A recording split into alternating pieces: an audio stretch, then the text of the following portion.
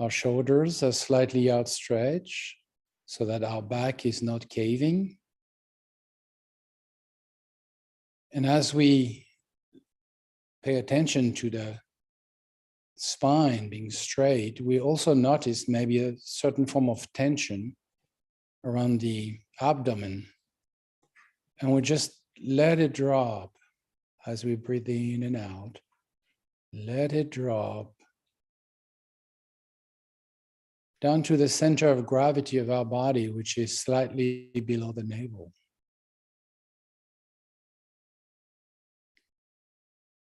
When we sense this, our body is firm like a mountain, stable. The chin is slightly tucked in. The mouth and the teeth are relaxed. And the tongue is lightly touching the palate.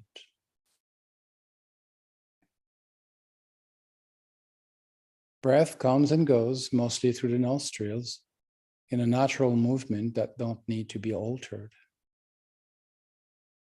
Breath will offer us a reference point towards which we can come back as soon as we notice we are drifting away, considering things of the past or projecting into the future. As soon as we notice that we are caught up by a train of thoughts, we simply disengage and come back to the breath until we find this stability that we have lost for a moment. This being said, thoughts are not our enemies and we don't have to suppress them violently. We should see them like a bird that crosses the sky. Sky is our mind, bird is the thought that flies in and flies out and leaves no trace and doesn't harm the sky. So what should we worry? Just let them arise and disappear. Just be aware whenever you're caught up in a train of thoughts, don't be upset. Simply disengage. Let it be, let it go. Maybe come back to the breath. Follow the movement of the breath coming in and going out for a while. And then find and taste this space of presence and well-being, and just abide there as long as it naturally lasts.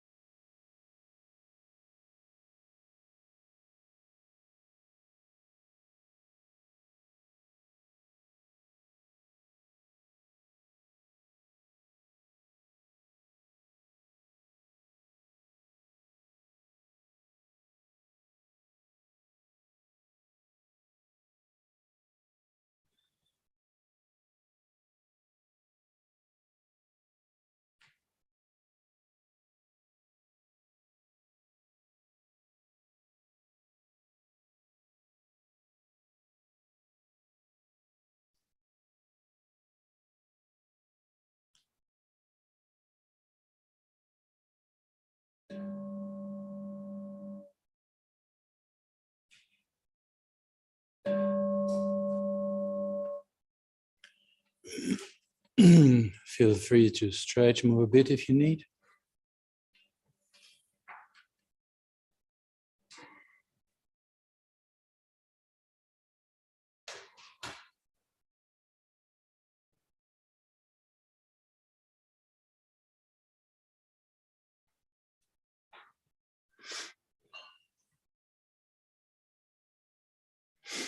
So officially the season of gratitude is over. It's just begun. November is gone, Thanksgiving is gone. Okay. And so we are entering the holiday season. December is upon us. And we're entering the holiday season, which is the season for love. You know, everybody's singing Christmas Carol. You know, I don't know who is Carol, but I don't like her song so much. But especially when they're forced, you know, as a music upon me everywhere I go, including elevators. And that's the point actually I wanted to discuss then. The season of love, you know, all the celebration, the different religions and the different groups had their moment. It looks like everybody is just like in December, like there's a lot of things happening there. And so, yeah, we're entering the season of love. And what is love? You know, definition, Buddhist definition, may all beings find happiness in the cause of happiness. May all beings find happiness in the cause of happiness.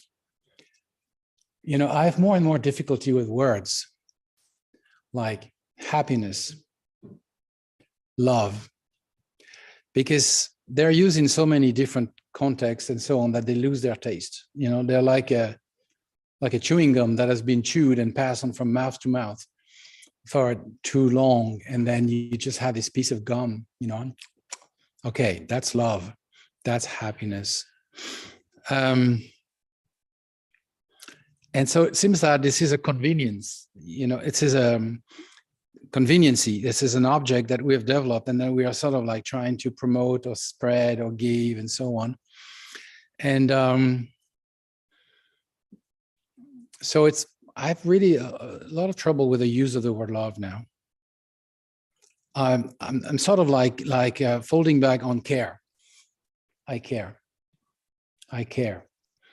It seems sort of like more honest than I love, because of, you know, the overuse and the misuse of the word, really. So basically what is love or care is a feeling of, or a real, very deeply rooted intention that you'll be really happy, and then find a way to cultivate and you know, make it a stable, sustainable way of being.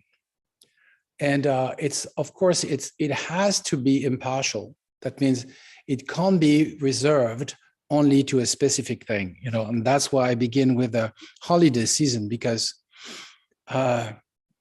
we create, you know, we round up the wagon of the family around the Christmas tree, and then we sort of like love. And it's good to love, I guess, and care for this little circle, but we shouldn't exclude the rest of sentient beings, the rest of humanity, or the rest of animals and all forms of lives. And then sort of like I'm really aiming to cultivate a broader sense of care for all sentient beings, rather than just like love. Because, you know, there's one song that I like, if your love is an IOU, then we're in trouble.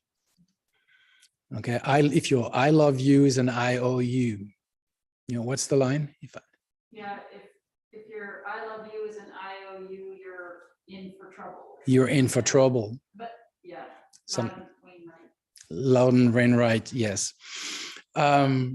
If your I love you is an IOU, we're in for trouble.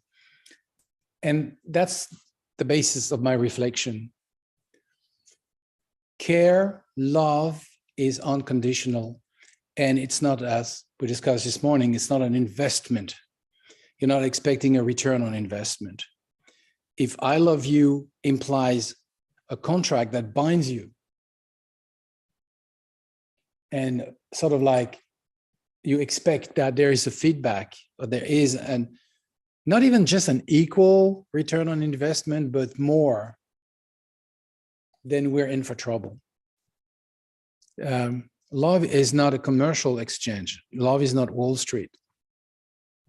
It's unconditional. Unconditional means on a relative level that you care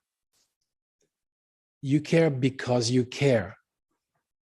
And you don't care because you're expecting to be loved, appreciated, accepted, or that something might come back. Because this is an IOU. This is not an I love you, right? So love is impartial and is not expecting anything. And that can only come from a heart that is free. If you're bound by any agreement of a commercial nature, you can't really love, because there's always an expectation. You feel that you have to behave in a certain way so that you will be read as the person that loves and cares, and therefore accepted, and therefore might be a chance to have, how do you call this? A stocking stuffer coming back to you, okay? It might come, but that's not the basis of the message you send in the world. It's not that you're expecting anything in return. If it comes, that's fine. If it doesn't come, that's fine. So this I care is impartial. It is not connected to a limited circle. Like the English word kindness is connected to the word kin, right? The etymology is, like treat the way you would treat your kin. It's kindness. And in a way, even the word kindness in its own structure in English language implies partiality. Your kin. And what about the rest? As we say here in this, may we abide in great equanimity, free from attachment to the kin, and aversion, ignorance, or rejection for those who are not in the inner circle. Because the inner circle is defined by me.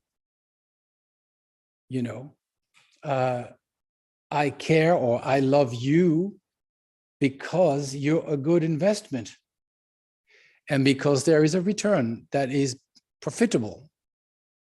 And if there's no return, and I've invested a lot and I don't get my return, then we terminate the contract. We, how do you call this? Divest. We divest from this relationship. This is not love. This is not care. This is Wall Street. This is trading. So I think during this season of love and this season of holiday, we should really pay attention to the way we love. Is it I love you or I owe you? Now, by you owe me. And then we're both trapped. We're trapped, you and I were trapped in, I have to behave in a way that suits your way of saying things, like as a friend should be, as a lover should be, as a husband should be, as a wife should be, as a companion should be, as a co-worker should be, okay? And therefore, I'm sort of like, I have to figure out what you expect. That becomes very complicated. Because we all change all the time, like if you ask me, what do you expect? Like first I would be like, I don't know. And then I may have an idea. And then if you come back 15 minutes later, I may have another one. Maybe I feel like very enlightened and like, I don't expect anything. Oh yeah, I'd like you to be more like this,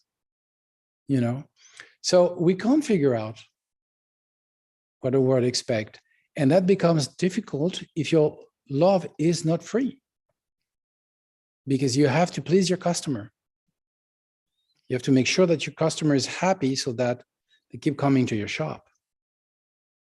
And it's a two-way exchange. It's kind of like it's a shop dealing with a shop, trying to attract the customers in both ways. It becomes extremely complicated. And so love becomes heavy. It becomes a burden, because something that actually I don't like. Like a lot of us hate the holiday season. Like, oh my God, like birthday. I really hate this day where everybody together loves me, particularly on that day. I'm very suspicious, So I tend to first not mention my birthday and then disappear when it's the day, And then Christmas, we have to buy stuff that are not too expensive to give to the family so that they feel we love them, and they are receiving that thing and says how can we even regift that thing? Okay, so all of this is,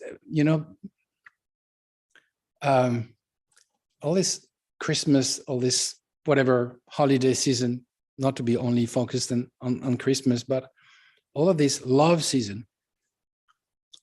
I read something which is really I couldn't believe it, is that there is a vast number of people that are still paying the debts on their credit card they made to buy the present of last Christmas. They're not done with it. And now Christmas come and they're going to max out again because they have to buy knickknacks, which is like the renewal of your insurance premium. Ooh, I have to pay that again, that due. And so I guess what I'm trying to say is that love is free.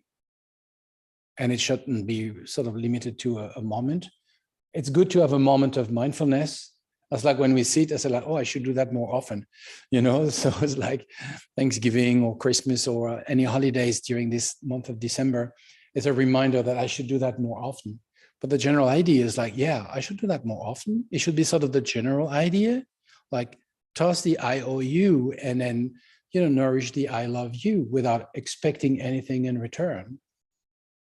And then not trying to conform yourself so that you are lovable in the way people expect you to be, Shamar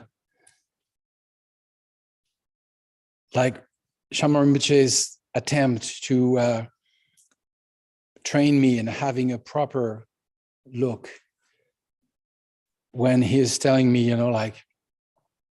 hey, Mr. Ponytail, when I had long hair. Lamatsoni, you want to be a guru? Letting your hair grow and so on. Rinpoche, my hair have been shaved for 30 years. I want just to give them a break. And then he says, no, you need a professor hairdo. Little longer here, little shorter there. White shirt, slack, pants. Then you look respectable, like a professor. More professor I've seen are bald or they have crazy hairdo, So I don't think it really applies, but that was Rinpoche's idea of you have to be respectable so that people will listen to you because they will respect the Dharma that comes through your mouth because you look respectable. And I understand because that's a convention in this Wall Street world of ours. That if you don't wear a suit and tie in some milieu, you're not trustworthy. But I think even if I understand and I comply, I try to look as decent as possible. And I comply with this. I understand the rules of engagement. I'm trying to also free myself on these rules of engagement so that I'm not trapped by the game we seemingly have to play. And that at least as far as care and love is concerned, that is free. And it is I don't expect anything. It's a hard work because it's so ingrained. I'm so afraid that if I don't appear as a Dharma teacher respectable, you might distrust the Dharma and it's on me. Oh my God, 2,500 years of Dharma have been destroyed. Buddha Shakyamuni has been nullified because I didn't wear proper gear. That's ridiculous, but it's so ingrained. I need to have my best Sunday clothes, you know? And so I try to be, to just move beyond that, because maybe it will help everybody to move beyond that, and we can, you know, come as you are, come with your heart as you are, and that's fine. Okay, and then some people will be, you know, put off by, you know, that. I shouldn't be overly affected. Even though Trungpa Rinpoche in one of his texts says, like, even if you're very free inside, you don't have to freak people out. Okay, it's not a sign of freedom to be, you know, unkept. Maybe for some, like Milarepa, just, you know, but Milarepa was radiating wisdom and exposing his body because he was just wearing a very small piece of cotton cloth, you know. And his sister was very ashamed of that. So like, how dare you being like exposing yourself like this? And he said, well, I got it when I was born. Why should I be afraid of? You should be ashamed of your boobs. You didn't have them when you came. That was Milarepa's answer to his sister's concern. Okay, that's Milarepa's time, you know.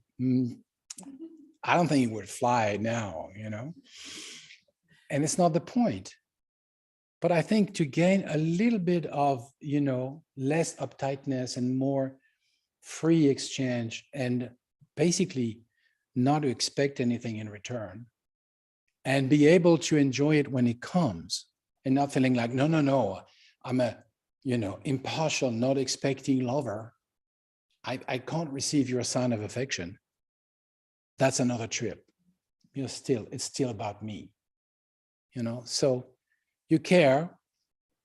They're happy is fine. They're not happy is fine. They love you is fine. They don't love you is fine. Everything is fine, you know. And then you radiate this. And then it feels good. As far as you're concerned, it feels good because it's uncontrived. Uncontrived love is one step closer to the realization of the uncontrived nature of mind. The experience of the uncontrived love or care brings you closer to the experience of the true nature of mind. It's not conceptualized, it's not manufactured, it's not manipulated. It is plundrup, we say in Tibetan, it's spontaneous. It is what it is. And so that was my 2 cents for the holiday season that comes upon us. Okay, let's go back to our beautiful mind that is right now a Buddha.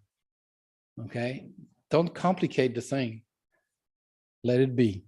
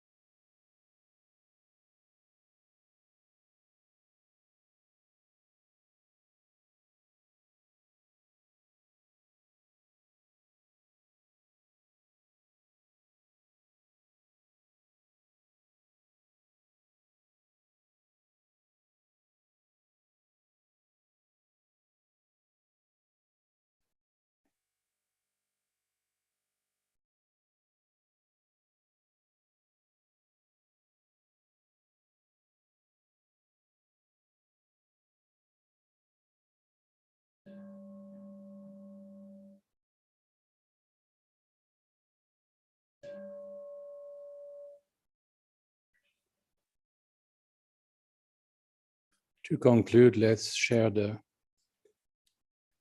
merit of our practice with everybody. Through this merit, may I attain true omniscience. Then, having overcome all harmful, destructive forces, may I liberate sentient beings from the ocean of existence and its turbulent wave of birth, old age, sickness, and death. May the most precious mind of awakening that has not yet dawned now rise. Once arisen, may it never decline, may it continue to increase evermore.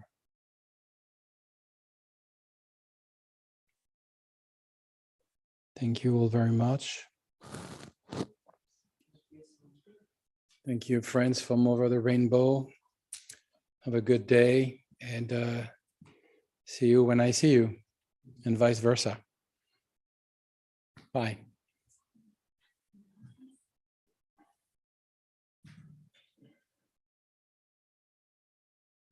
Joy and concern, Laurie. What do you think? Concerns, Lori. Good morning, everyone. Lori. Well,